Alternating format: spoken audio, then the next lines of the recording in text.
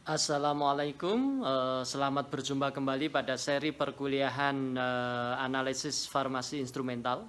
Pada segmen kali ini kami ingin menjelaskan tentang absorpsi radiasi elektromagnetik oleh molekul. Bagaimana satu elektron misalnya mengabsorpsi radiasi elektromagnetik, kemudian terjadi transisi dari tingkat energi yang rendah kemudian ke tingkat energi yang lebih tinggi.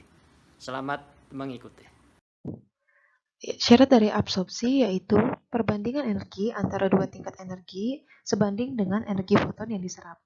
Nah, ini adalah rumus dari persyaratan tersebut. Jadi, E2 dikurangi S1 sama dengan H kali V, di mana E2 itu adalah energi pada tingkat yang lebih tinggi, kemudian dikurangi dengan S1 yang energi pada tingkat lebih rendah, itu sama dengan tetapan Planck dikali dengan frekuensi foton yang diabsorpsi. Jadi banyaknya sinar yang diabsorpsi pada panjang gelombang tertentu itu sebanding dengan banyaknya molekul yang menyerap radiasi, sehingga spektra absorpsi juga dapat digunakan untuk analisis kuantitatif.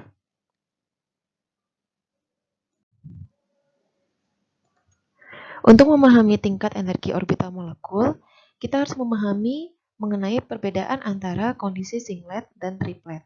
Jadi ada namanya prinsip Pauli. Prinsip Pauli atau larangan Pauli itu menyatakan bahwa satu atom itu tidak dapat memiliki nomor kuantum n, l, dan m yang sama. Dan hanya dua elektron yang dapat menempati tiap orbital di mana spinnya harus berlawanan arah. Atau disebut juga spin pairing atau spin berpasangan. Karena spin pairing ini kebanyakan molekul itu tidak menunjukkan medan magnet dan merupakan suatu diamagnetik. Pada molekul diamagnetik, elektron tidak ditarik atau dilepas oleh medan elektrik statik atau kondisinya itu jadi lebih stabil. Radikal bebas merupakan paramagnetik karena mengandung elektron tidak berikatan dan medan magnet sehingga dapat ditarik ke suatu medan magnet. Ada tiga tingkat energi orbital, yaitu ada singlet ground state, singlet excited state, dan juga ada triplet excited state. Saya akan menjelaskan masing-masing kondisi itu.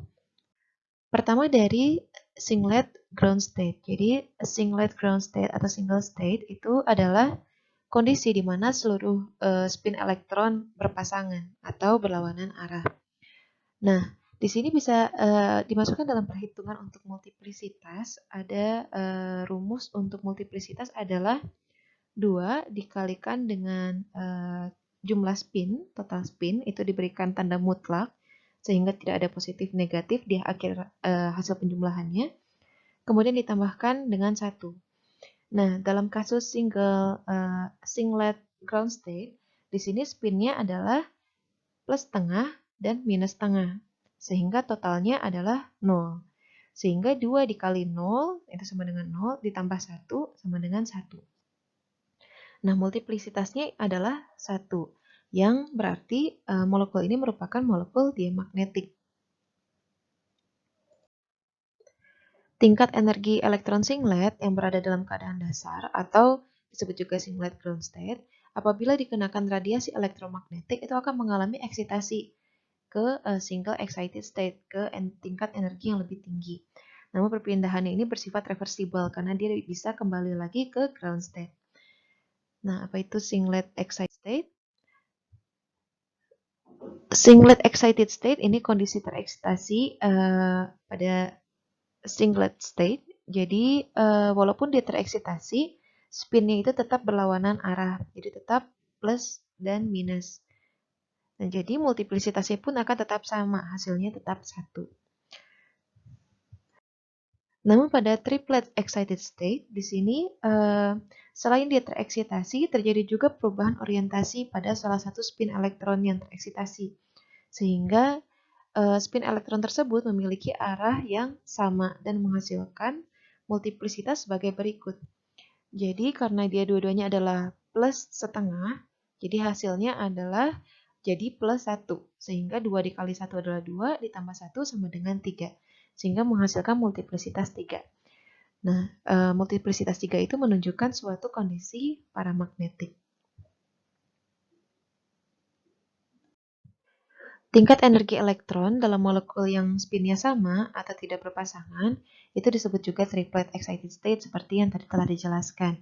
Kemudian pada keadaan ini molekul akan terorientasi terhadap medan magnetik sehingga dikatakan bersifat paramagnetik.